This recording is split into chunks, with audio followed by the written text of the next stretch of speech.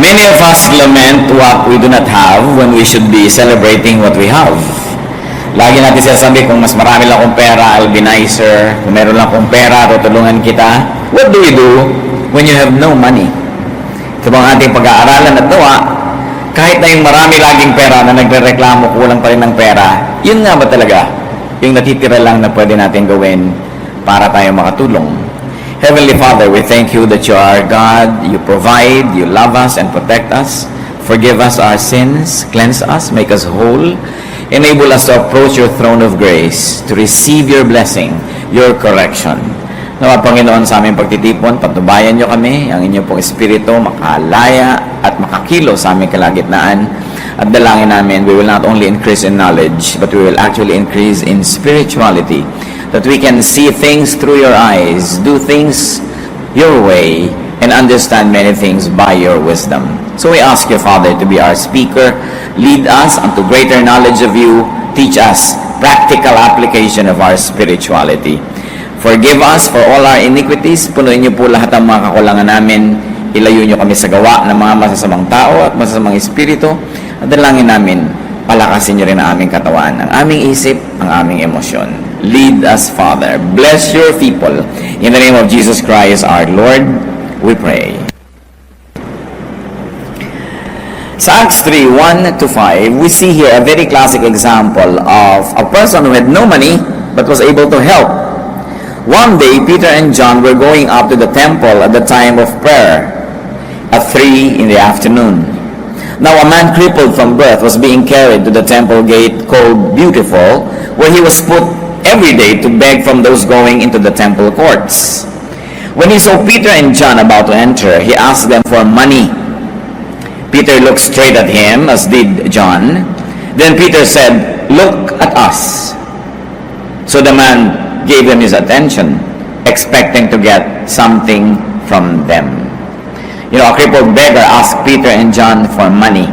Kaugalian po ng mga tao noong araw, at hanggang ngayon din naman sa maraming mga bahay dalanginan, in many places of worship, nilalagay po nila yung mga may sakit, yung mga lumpo, mga bulag, doon sa may pintuan ng templo, para sila ay humingi ng limos. Sapagkat inaasahan na bago ka lumapit sa Diyos, gagawa ka muna ng mabuti sa iyong kapwa. Bago ka humingi ng blessing sa Diyos, magbibigay ka muna ng blessing sa iyong kapwa.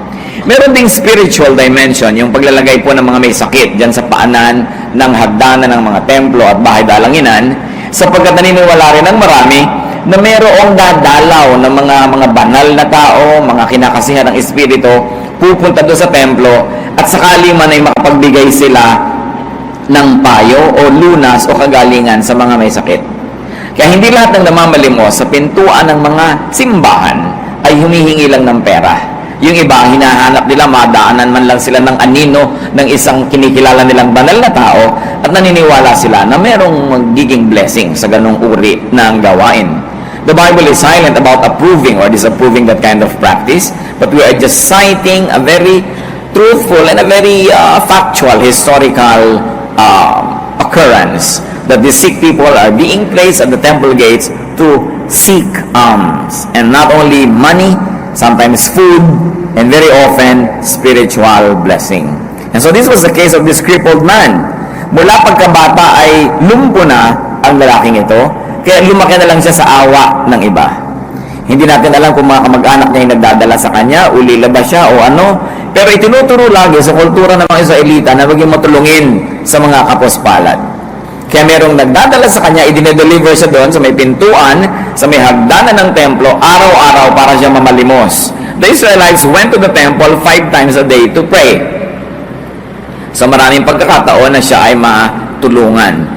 At ipinakikilala ang espiritualidad kasama ng mabubuting gawa sa mga kawawa, sa mga hikahos at mga may sakit. Nung dumadaan itong si Pedro at itong si John, ay humingi sa kanila ng limos itong lalaking ito. Pera ang hinihingi niya, at siya ay nagulat nang sinabi ni Pedro, "Tumingin ka sa akin, tumingin ka sa amin, titigan mo kami, may sasabihin kami sa iyo." Akala niya malaking pera ang ibibigay. Acts 3, 6-8. Then Peter said, "Silver or gold I do not have, but what I have I give you. In the name of Jesus Christ of Nazareth, walk." Siguro yung first part ng sentence niya ay nakaka-disappoint doon sa lalaki. Sabi, wala kaming pera, wala kaming kapera-pera. Pero kung anong meron kami, yun ay ibibigay namin sa iyo. Sa ngalan ni Jesus na taga Nazaret, maglakad ka. Tumayo ka, gumaling ka dyan, at ang hindi ka na kailangang mamalimos pa. Acts 3, 6-8. Taking him by the right hand, he helped him up, and instantly the man's feet and ankles became strong. He jumped to his feet and began to walk. Then he went with them into the temple courts, walking and jumping and praising God. A very wonderful event occurring at the very gates of the temple. Sabi, wala kaming pera, yung hinihingi mo wala kami, pero meron kang hiningi, na meron, hindi hiningi, yun ang meron kami. Meron kaming kapangyarihan ni Kristo. At sa pangalan niya, inuutosan ka namin, tumindig ka dyan at maglakad ka. At tapos inabot nila ng kamay itong crippled man at itinulungang tumayo. At ganun din sa panahon na yon, doon ding oras na yon, gumaling ang kanyang karamdaman. Siya hindi lang nakalakad, nagtatatalon pa, nagsasasayaw, sumunod sa kanila, papasok sa templo. So Peter and John had no money, therefore they gave no money. But they gave the power of Jesus Christ. And they gave their hands to help the beggar stand up. That's what they had. They had hands, they had spiritual power in the name of Jesus. That's what they gave. Peter and John gave what they had, company, fellowship. Matapos na tumayo ang lalaki ito, sinama nila, pumasok sa loob. For the first time sa buhay niya, nakapasok siya sa loob ng templo kasi hanggang pinto lang siya. So binigyan ni Pedro at ni Juan itong lalaking ito kung anong meron pa sila, yung kakayahan na sumama at samahan ng lalaking ito. They gave company and fellowship. And this is a great gift to an isolated and a lonely man. Kung kayo ay isang lumpo na hindi nakakapunta sa gusto niyong puntahan, kung binuhat kayo at iniwan kayo sa isang lugar at kung hindi pa kayo kunin doon na hindi kayo makakaalis doon, you must have a rather miserable life.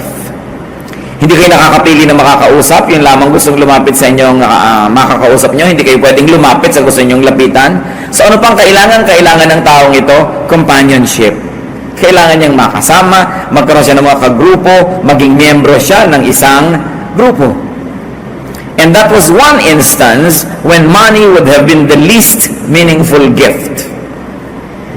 Maaaring sa buhay niya, nasaya na siya na ang climax ng buhay niya, magkano bang napalimos niya, magkano ba naibigay sa kanya ng mga naaawa, at ang nagiging kahulugan ng buhay niya ay kung magkano ang kanyang kinita. But that one day, all that money that he could ever ask from people and beg for became meaningless. Because now he never needed any more to beg because he got infinitely more. Kung minsan, nung hihingi tayo ng pera sa tao, yung pala meron pa siyang ibang mas magandang maibibigay sa atin. At akala natin kung nakuha na natin yung pera na yon ay panalo na tayo. Ganyan din yung mga kumisan ng dadaya. Gagawin kang business partner, bala ka lang dayain. Pag nakuha yung pera mo, akala niya nakaisa na siya. Pero kung sakasakali pala na naging patuloy ang inyong pagkakaibigan at partnership, mas marami pa siyang kikitain na kasama mo kesa sa inisahan kanya na ganun. Merong mga nagnanakaw, merong mga gumagawa ng masama, o kaya pipilitin nila na makuha nila yung pera ng kapwa nila, yung parte nila, mana nila, hindi nila alam kung natuwa pala yung kapwa nila na yun sa kanila, mas malaki pa ang naghihintay sa kanilang gantimpala. There are times when money is the least that we could get and receive from people. That's why we must have the spiritual discernment to know when money is not what it counts. Now, lack of money does not have to be equated with inability to help. Isa yan sa nakita po natin na napaka-practical na katotohanan, it doesn't mean inability to give. Pag wala kang pera, hindi ibig sabihin wala ka nang pwedeng ibigay, na wala ka nang pwedeng magawa, na magiging baliwala ka na. So what is important for us is to take stock of what you have and give it. Give from it. Ano bang meron ka? Ano ba ang pwede mong ibigay sa nangangailangan? Ano ba ang pwede mong ibigay sa isang organisasyon na gusto mong tulungan? Ano ba pwede mong ibigay sa isang church? Sa iyong bayan, marami pa. Punong-puno po ang Biblia ng mga kautusan at mga katuruan tungkol sa pagbibigay ng kung anong meron ka. 1 Timothy 6:18-19, command them to do good, to be rich in good deeds, and to be generous and willing to share. In this way, they will lay up treasure for themselves as a firm foundation for the coming age. So dapat daw palabigay ang tao sapagkat yan lang ang paraan na nakapag-impok siya ng kayamanan para sa darating na panahon. Doon sa panahon na walang hanggan, sa panahon na uuwian ng lahat ng nilalang. Sabi, iutos siya sa kanila, turuan niyo sila na laging gumawa ng mabuti. Maging mayaman sila sa pamamagitan ng mabubuting gawa, palabigay, at handang-handa na ang kanyang mga tinatangkilik na mga magagandang bagay ay partihan, hatian ang kapwa. Proverbs 19:17, he who is kind to the poor lends to the Lord, and He will reward him for what he has done. Ang mabuti pala sa mga mahihirap, palabigay, ay nagpapautang sa Diyos. At napakasarap magpautang sa Diyos dahil hindi siya nanunuba. Lagi siya nagbabayad, may sobra pa. Because God will never permit Himself to be any man's debtor. He will never permit Himself to be indebted to any human being. That's why when you give to God, it becomes a very, very wonderful and sure investment. Now, to give to the poor doesn't always mean to give money, and poor doesn't always mean poor in material wealth. Because there are many people who are spiritually and emotionally poor. We must consider them as well, and we should continue to give to them as we have, as we are able to give. Proverbs 11:24, one man gives freely, yet gains even more. Another withholds unduly, but comes to poverty. Maobserbahan niyo po sa Biblia, mga kapatid, ang dami-daming mga ironies at mga kabaligtaran. Isa na dito yung binanggit ng Proverbs 11:24, meron daw mga taong sobrang palabigay, pero lalo namang nagkakaroon. At meron naman ang dadamot, lalo namang nawawalan. Kaya napakahalaga na sinusunod natin yung katuruan to be generous, to give when we are able. At bakit po natin ito pinag-uusapan, mga kapatid? Una, dahil talagang foundational to spirituality yung giving. For God so loved that He gave. Yan ang isa sa mga definition ng loving, giving. Sabi nga nila, you can give without loving, but you cannot love without giving. Minsan, gasgas na yan, quotation na yan. Pero totoo, hindi mo pwedeng sabihin nagmamahal ka pero wala kang binibigay. Sabagat ang tunay na pagmamahal ay naipapahayag sa pagbibigay. And love is not love until you give it away. The intention to give is not yet love. The act of giving is a definition of love. So one who gives friendship naturally begets friendship, and one who withholds friendship naturally loses it. In a manner of speaking, you keep only what you give away, and ironically, you lose what you selfishly keep. Sa buhay espiritual, marami pong kabaligtaran. Yung ipinapamigay mo, yun lang ang bumabalik sa'yo. At yung pinipilit mong kamkamin, sarilinin, yun naman ang nawawala. Proverbs 3:27-28. Do not withhold good from those who deserve it when it is in your power to act. Napakadaling maintindihan, pero madali bang i-apply? Huwag daw pagkakaitan ng mabubuting bagay ang mga karapat-dapat tumanggap nito.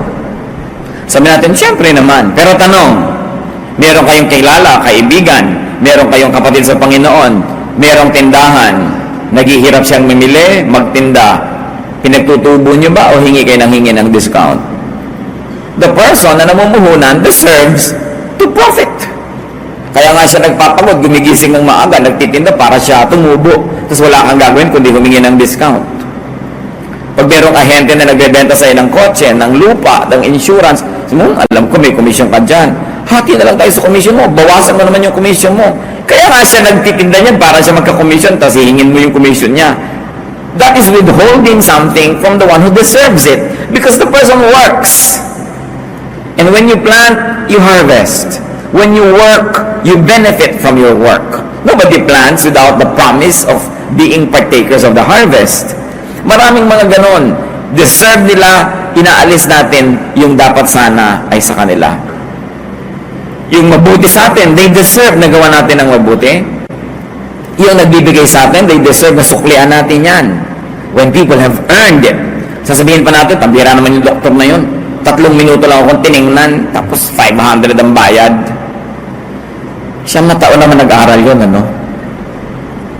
Gusto mo 9 na taon ka rin yung tingnan para magbayad ka ng mahal. Sabi mo, sandali lang akong tiningnan. Pero ang tagal niyang pinag-aralan kung paano ka titingnan. Kasi mo, ang gusto mo, 3 minuto kang tiningnan, 3 piso ibabayad mo sa kanya. Ay, ang mahal-mahal ng puhunan niya sa pag-aaral. Minsan we have misplaced values. Akala natin ganun lang yon. Pero syempre, pag espesyalista, bayaran mo ng mahal. Quality is expensive.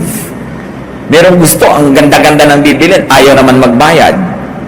Tatandaan natin yun, reward people who work.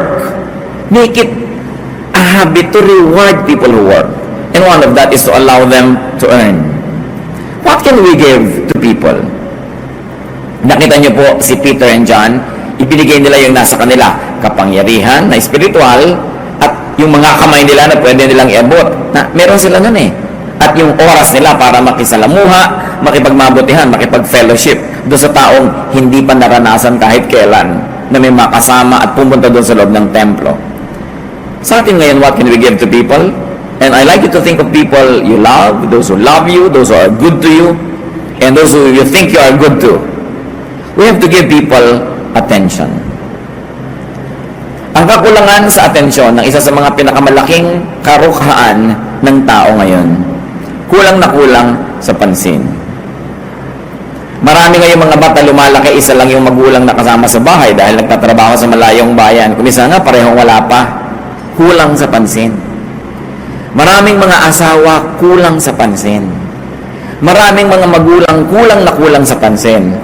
Ewan ko lang kung i-score natin yung sarili nyo ba? Masasabi nyo kulang ka sa pansin? Marami nun, kung aaminin lang natin yon.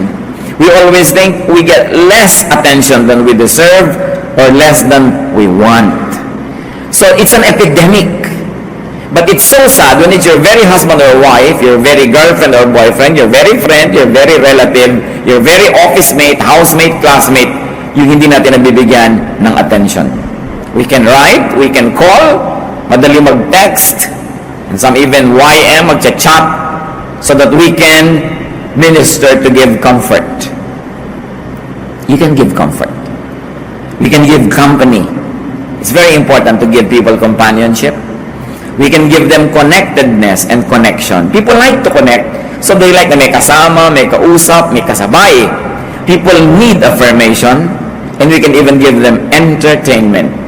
When there's too much to worry about and to think about that they're already at the brink of probably destroying themselves or being destroyed, then people need to be entertained.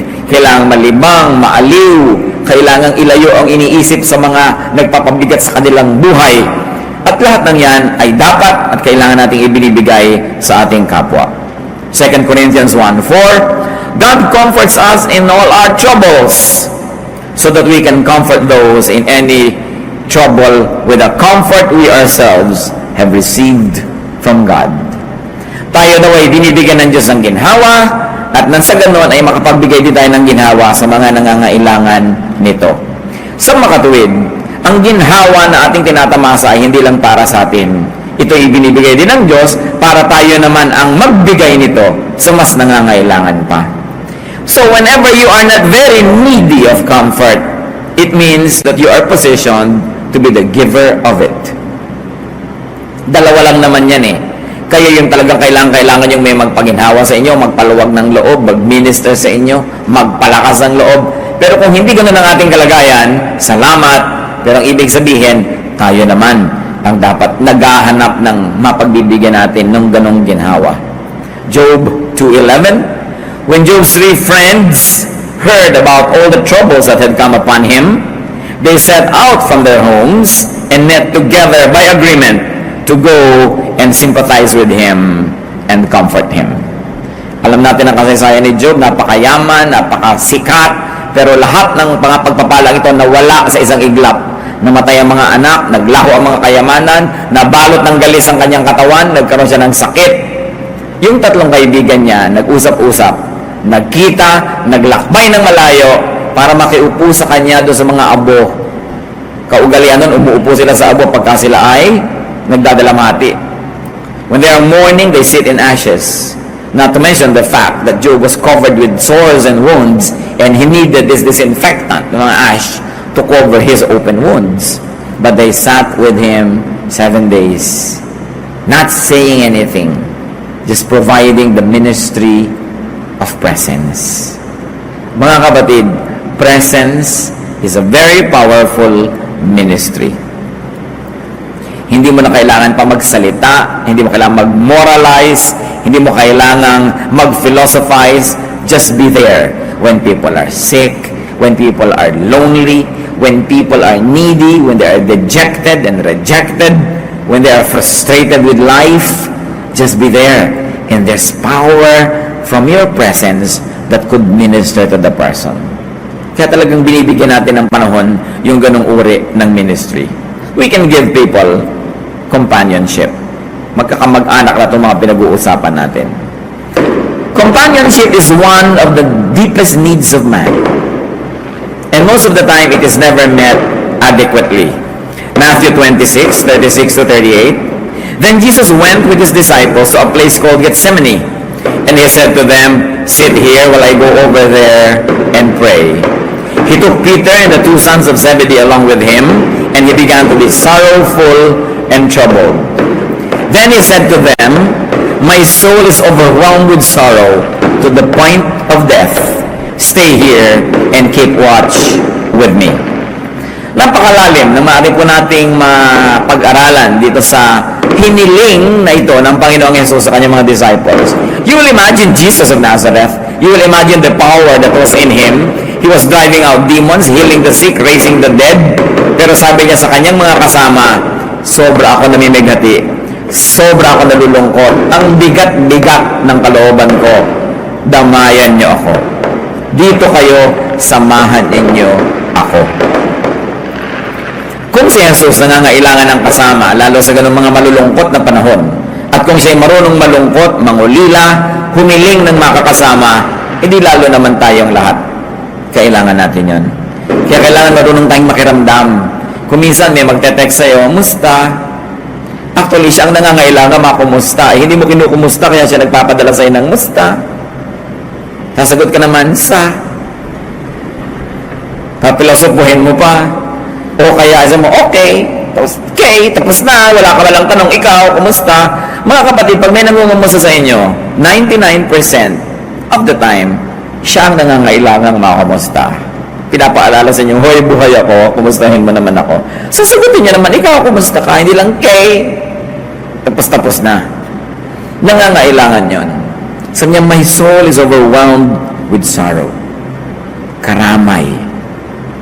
Makikiramdam tayo sa tao. Kung minsan sabi niya, "Uy, kain naman tayo sa ganon." Taba ka na ba na, kakain ka pa. Yung pasasabihin mo. Hindi naman kasi lahat ng nag-aayang kumain, gustong kumain. Kung minsan ang gusto niya, makasama ka. Wala lang excuse. Yung mga pakapi-kapi, coffee tayo. Gusto ba naman talaga ng tao katakot-takot na caffeine sa loob ng katawan niya? Kaya lang, ano sasabihin niya? Magtinginan tayo? Mag-usap tayo? Kaya excuse lang yon para meron kayong magawa because probably they like your company or they need your company. So you don't just dismiss readily what people ask you to do with them because behind and beneath the surface could be a deeper need. And we, especially the people of God who profess to be Spirit-led, must be sensitive to the needs of people. Hindi yung gusto lang natin silang i-Bible study, gusto lang natin silang sermonan, gusto lang natin silang payuhan. Tapos, pagka naman kailangan nila yung mga moments na may kausap, kasama, kaulaya, wala ka naman. Napakahalaga nitong ganitong presence. At itong ating bansa, habang lalo tayo naghahanap ng pera, nagiging industrialized, o kaya nag-export tayo ng labor, sobra-sobra, 10 million mahigit, no? Ng mga overseas Filipinos. Sa bawat isang umaalis, ilan ang nangungulila na asawa, ina, anak, kapatid, ama, kaibigan, kapitbahay, ang dami. Kaya padami ng padami ang malungkot dito sa Pilipinas. Katayo pa naman ang kasiyahan natin, tao eh. Talagang pag may tao, masaya na tayo dyan. Eh yung mga tao nang nawawala. Kaya yung mga natitira, kailangan nagtutulungan lalo. And we minister to one another. It's greater than the ministry na sasabihin mo eh, gagawa ka ng kung ano great religious activities. Because the ministry that really pleases the Lord is a ministry that touches the heart. The ministry that comforts the afflicted, that gives comfort to the wounded, and healing to those who are sick. And many people are so emotionally sick. Many times we are so sick as well that we forget that the others are sick also. Nang humahanap na lang tayo ng atensyon, nalilimutan natin yung pinaghahanapan natin nun, nangangailangan din. Na ang tunay na pagmamahalan ay kahit nabibigatan ako sa dala ko, tinutulungan pa rin kita sa dala mo. Na kahit meron ako mga problema dito, nakikisali pa rin ako sa problema mo. Na hindi ko hihintayin na maging problem-free ang buhay ko para ako magsimula na magbigay ng attention sa'yo. Because people are very needy of attention. Of course, we can also give counsel. Proverbs 27:9, perfume and incense bring joy to the heart, and the pleasantness of one's friend springs from his earnest counsel. Ang tunay daw na halimuyak ng isang kaibigan ay nagmumula sa kanyang matalino, maayos, makadiyos na payo. Kaya nagbibigay tayo nun. Naturally, we give people prayers. Wala namang gastos para ipanalangin mo ang isang tao. Liba na lang maarte ka, kailangan pang manalangin sa paanan ng bundok, Golgota, medyo magastos yun. Pero kahit saan ka naman, pwede ka mag-pray. So, hindi ka nagkakagastos, pwede mong ibigay yan. 2 Corinthians 1:11, as you help us by your prayers, then many will give thanks on our behalf for the gracious favor granted us in answer to the prayers of many. And of course, you add to your notes, naturally, what Peter and John give Jesus. Kapag ibinigay mo na sa Panginoong Jesus, talagang kompleto na. Pasimula ng pagtanggap niya ng napakaraming mahuhusay at mabubuting bagay. Share Jesus like Peter and John did. But remember this, sharing Jesus needs practical deeds. Hindi lang tanggapin mo si Jesus, period. Kailangan sinasamahan mo, tinuturuan mo, ginagabayan, ipinapanalangin, binibigyan ng companionship. Pag pinag-aralan natin yung Christian movement, yung kauna-unahang mga pagsasama-sama nila, they were full of practical ministrations. Hindi sila tagtad ng theology, hindi sila tagtad ng mga kung ano mga difficult studies, pero punong-puno sila ng pagtutulungan, pagmamahalan, pag-iibigan.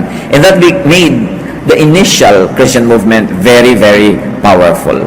Because love is the most powerful of all powers. And nobody can resist love when love moves. That's why Christianity was very powerful. Because it was propelled by love, defined by love, encouraged, empowered by loving. Do not let lack of money stop you from giving. Minsan meron tayong poverty mentality. Akala natin kung wala tayong pera, tayo na lang lagi dapat ang tumatanggap. Tayo na lang dapat lagi ang mareregaluhan. Libre lahat dahil mahirap tayo. Hindi yun totoo. Pera, isa lang yan sa pwedeng ibigay. Ang dami pang iba. But we should always be giving because giving gets us involved in the cycle of life.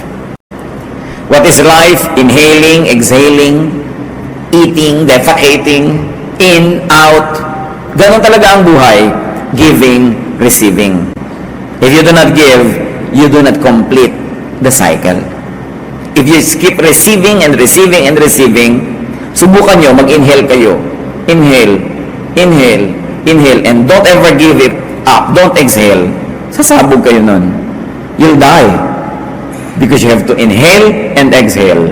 You have to receive and give so that you will have balance. Giving connects us to people. What better connection can we have with people than the giving connection?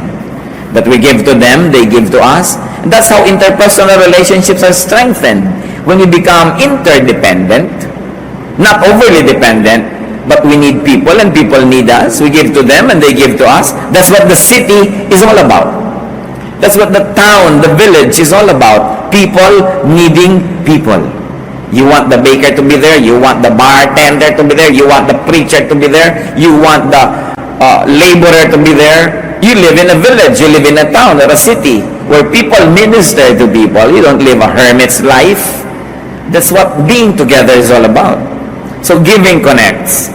Giving earns for us the privilege to receive, and not only that, to keep receiving. Sometimes you receive, you do not give back. You still receive, you do not give. You do still receive, you do not return the favor. You receive, you do not give back. Do you think you can keep on receiving? No, it will stop. Because only logical way to complete the cycle of receiving is giving also. Kailangan nagbibigay. It is only when you give that you continue to perpetuate the recycling of very positive energies. Proverbs 11:25, a generous man will prosper. He who refreshes others will himself be refreshed. Yan ang paraan. Para ka manariwa ang mga pagpapala sa iyo, panariwain mong iba. Para ka madilig, magdilig ka. Para ka sumaya, magpasaya ka. Napakahalagang maisip yon. Giving empties us enough to receive again. Because when you let go, your hands become free to receive fresh supplies. And giving expresses our gratitude to the giver who is God and to all other givers who are people. Kung tayo marunong tumanang ng loob sa Diyos, pag tumatanaw tayo ng ating utang na loob, nagbibigay tayo sa Diyos, sa kanyang gawain, at sa kapwa-tao. Ang isa sa mga pinakamabuting pagtanaw ng utang na loob sa kapwa-tao, lalong-lalo at hindi mo na kaya siyang bayaran, wala siya, o hindi niya kailangan, gumawa ka ng mabuti sa iba na hindi rin makakabayad sapagkat walang-wala. Mas hindi ka kayang suklian o bayaran, mas totoo ang pagbibigay. At noon lang tayo nakakabayad-bayad sa napakarami rin namang tao, hindi na natin kayang hanapin pa para suklian din sa mga kabutihang ginawa nila sa atin. Very especially if you receive good things from people, give back to your benefactors. All beneficiaries should give back to their benefactors. Sometimes you cannot give back money, but even money is a temporary issue. Sometimes you cannot now, but tomorrow or next year you can. Sometimes the person who has money giving you now, next year will have very little of it, and you have more of it, it's your turn to give. Panapanahon. Alam niyo, isa sa mga pinakamalaking nating pagkakamali, pag meron pala bigay sa atin na ang tingin natin mayaman, who has everything, hindi na tayo nagbibigay. Mayaman naman si tita huwag na nating bigyan. Kompleto na yan Mahirap bigyan yan, mayaman kasi. Kung minsan, nagiging napakadali na sa ating excuse yun para magpabaya. Mayaman naman siya, wala na siyang kailangan. Hindi yun Ang kailangan ng mayaman at mahirap ay pareho lang. Ang kailangan nila ay maalala. Ang kailangan nila ay ma-reaffirm. Mabigyan mo ng affirmation that they are loved, that they are appreciated. Sabi, ang dami-dami na naman niyang alahas, wala na tayo maibigay. Hindi bigyan mo ng chicharon. Hindi excuse yun. Bigyan mo na isang santol. Bigyan mo ng 5 pirasong butong pakwan. May ribbon. Nakalagay sa magandang lalagyan. Ang sinasabi lang doon, naalala kita. Kung gusto niyo mga kapatid na maging thoughtful, ang daming pwedeng ibigay sa kapwa. Many of them don't have to cost money. Makapulot ka ng magandang tuyong dahon, sulatan mo ng pentel pen, God loves you, and so do I. Diba? Sa'yo naman makatanggap ng ganon. Yung iba, akala nyo kung may pera yung kapwa nyo, mataas ang posisyon, maraming damit, maraming gamit, pwede nang hindi regaluhan. Palusot lang yan. If you really like to give, you give to the poor, you give to the rich. Because the rich man, like the poor man, needs love.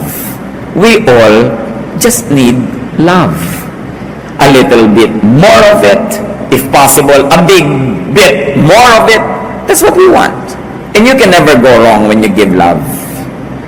At yan kuminsan ang problema na hindi naman dali-dali at madaling isinisiwalat ng mga makapangyarihan, sikat o mayaman.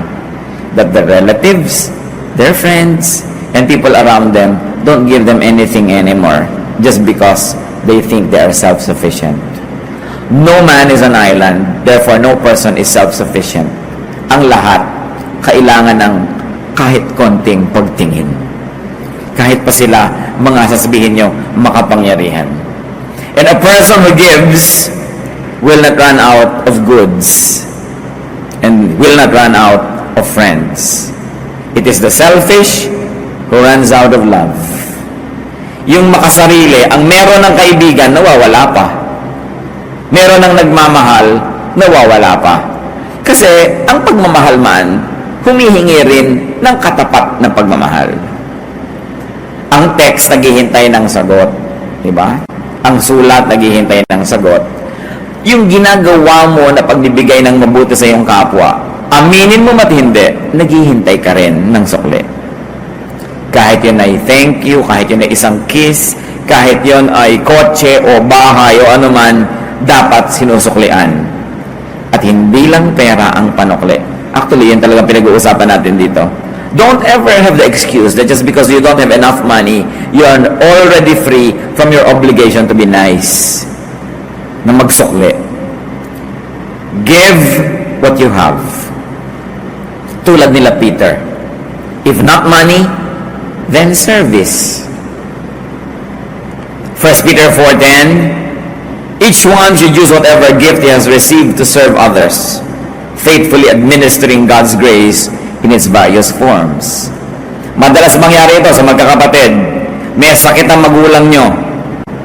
Hili-hilian kung sino magpapa-hospital. Pakiramdaman kung sino ang pinaka-hindi makakatiis. Bumubula na yung bibig ng magulang, nangingisay na, kulay asul na, wala pang nangunguna kasi kung sino magdala sa ospital, siyang magbabayad. Pakiramdaman. Mga kapatid, siguro hindi naman mahirap isipin ganito. Natural, yung mas maraming pera, yun ang meron siya eh.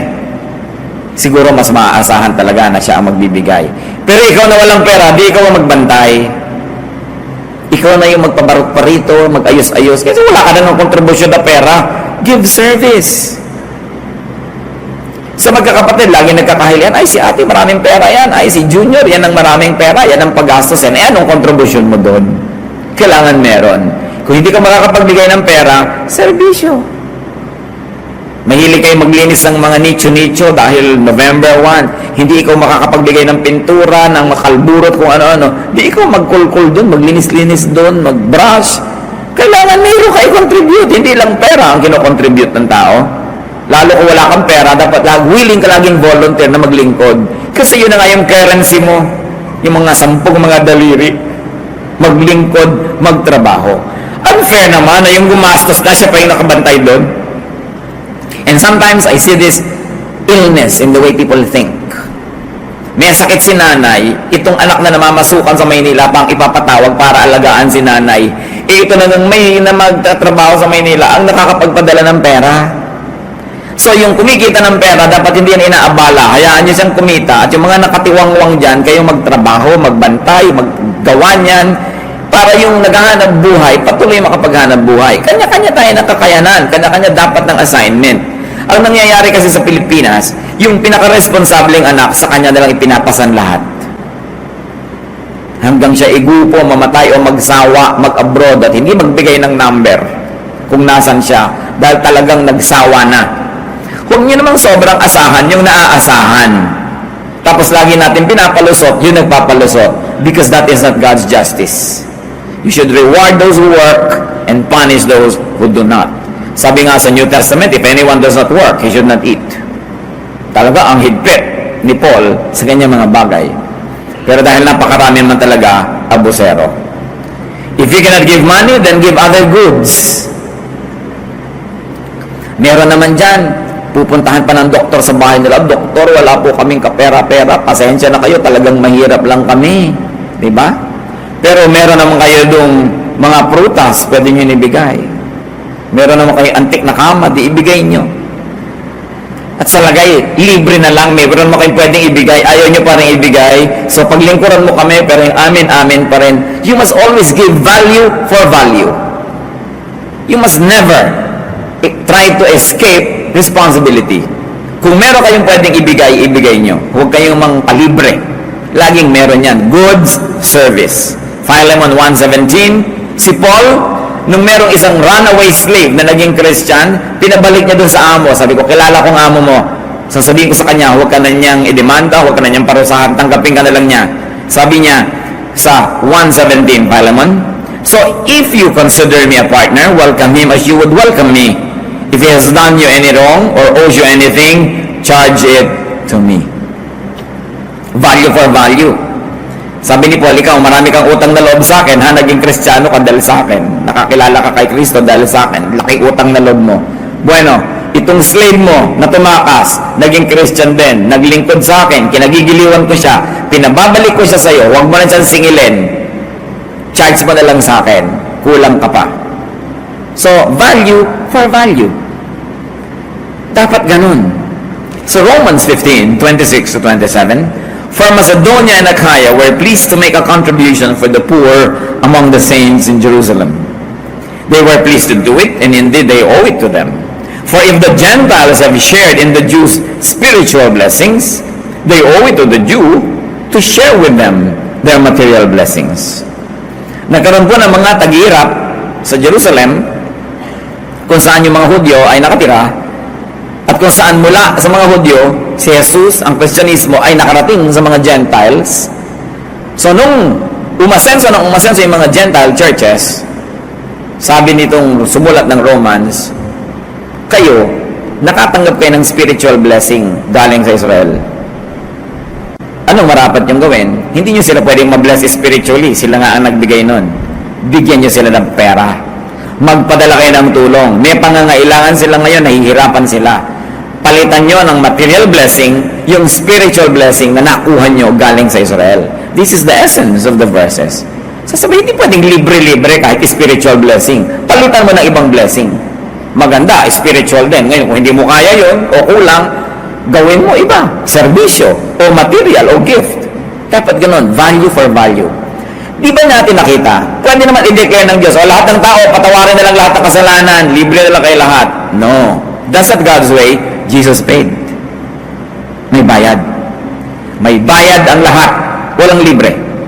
So dapat willing tayo na nagbabayad. Nakikitira ka sa kamag-anak mo, gumagastos ka ng kuryente, tubig, hilig-hilig mo pang mamlansya, number 3 ka pa mag-electric fan. Alam niyo, ang init ng mata ng mga tiya nyo, nakikitira kayo, naka-electric fan pa kayo lagi. Baka akala nyo, hindi niya kinukwenta yon, no? Pag nagluluto siya, dapat 3 lang yung anak, 5 pirasong pork chop lang, inandong ka, naging 6. Bilang yun ng mga kamag-anak. Kala nyo ba? So, dapat naman, papalitan mo, naglilinis ka dyan, nag-uugas ka ng kotse, lalo't wala ka naman maibigay na pera. Serbisyo. Huwag yung tatamad-tamad ka, nanonood ka palagi ng TV, kinukwenta niya, ilang kuryente kaya nagagastos ito, pananood ng TV. Colored pa. Yung black and white na ibigay nyo dito. Marami kasing tao, hindi na nila iniisip. Akala nila, ganun lang ang buhay. Always give. And when you have money, brothers and sisters, put it to good use. Make it talk. Because when money talks, people listen. So, kung may mga ape, make your money talk para sila ma-redeem. No? Pagka merong mga kawawa, make your money talk. Put it to good use. Because the best use of money is being spent. Ngayon, nararamdaman ang kapangyarihan yan. At pag ginamit mo yan sa tama, sa maganda, it becomes a blessing. When you have things, give. When you don't have things, give other things. You can give time, you can give service. Pero alam nyo, sabi nga ng isang kababata ko, sabi niya, ang sarap ipakisama ang pera. Totoo nga naman, yung nakikisama ka, yung bunutan, parang bilis-bilis mong magbunot ng pitaka. Hindi yung bayaran talagang hindi mo mabunot-bunot, laging minauna na. Yung parang kakainisan ka na niya, di ka na isasama next time. Dapat ang bilis-bilis mong bumunot. Yan ang pinakamasarap ipakisama, pera. Hindi ang kunat-kunat mo. Pinapakilos mo yan. It oils the entire machinery. And it can do lots of good things and lots of wonders. Money opens doors. Money makes people smile. They give you the extra mile. So why don't you make it work? Especially if you have it.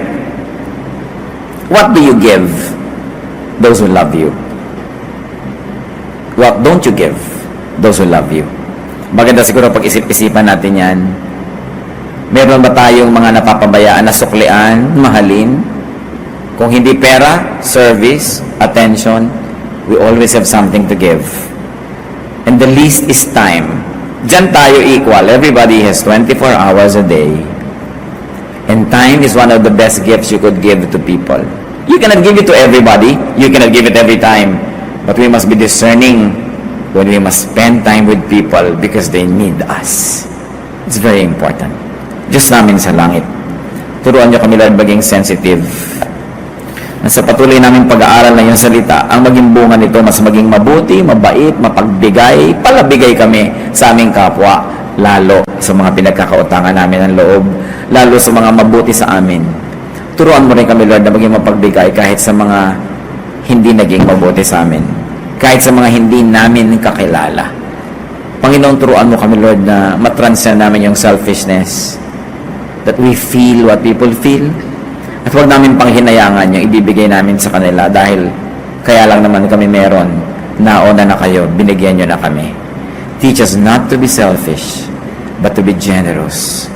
Because it is in generosity that we receive, it is in refreshing others that we get refreshed.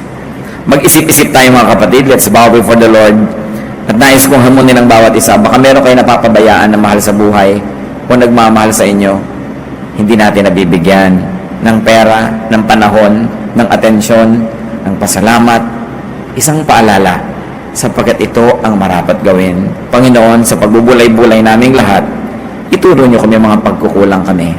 At nagpapasalamat din kami sa mga nagagawa naming tama, nagpapasalamat kami sa mga nagagawa namin na generosity, nagagawa naming kabutihan. Ituro mo, Lord, kung may pagkukulang pa kami. At nasa ganon, mabless ang mga taong nagmamahal sa amin at kayo rin, Lord, matuwa. Let's spend some time before the Lord and ask Him to make us more sensitive, especially to people who need us.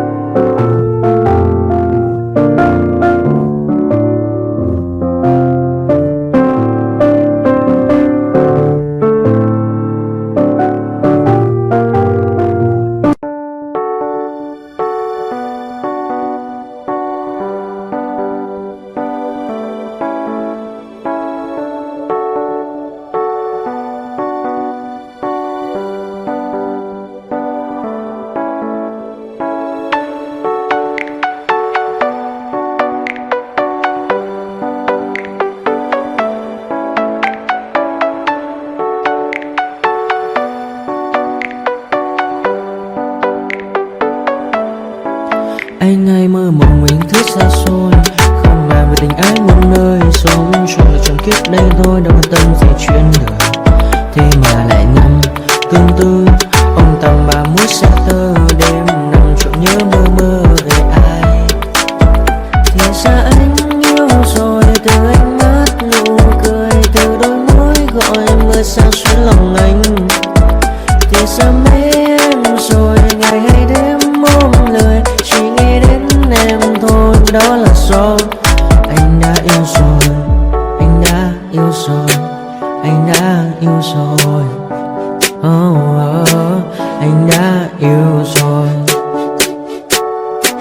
anh đã yêu rồi, anh đã yêu em mất rồi.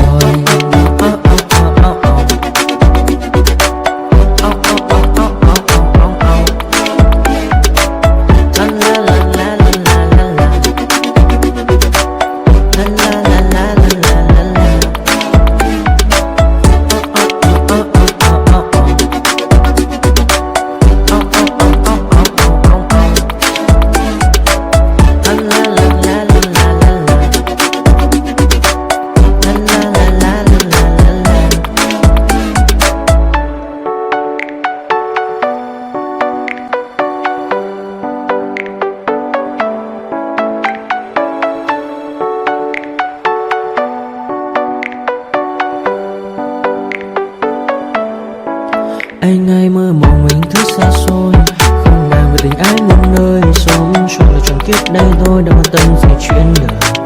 Thế mà lại năm tương tư, ông tầm 30 sẽ tới.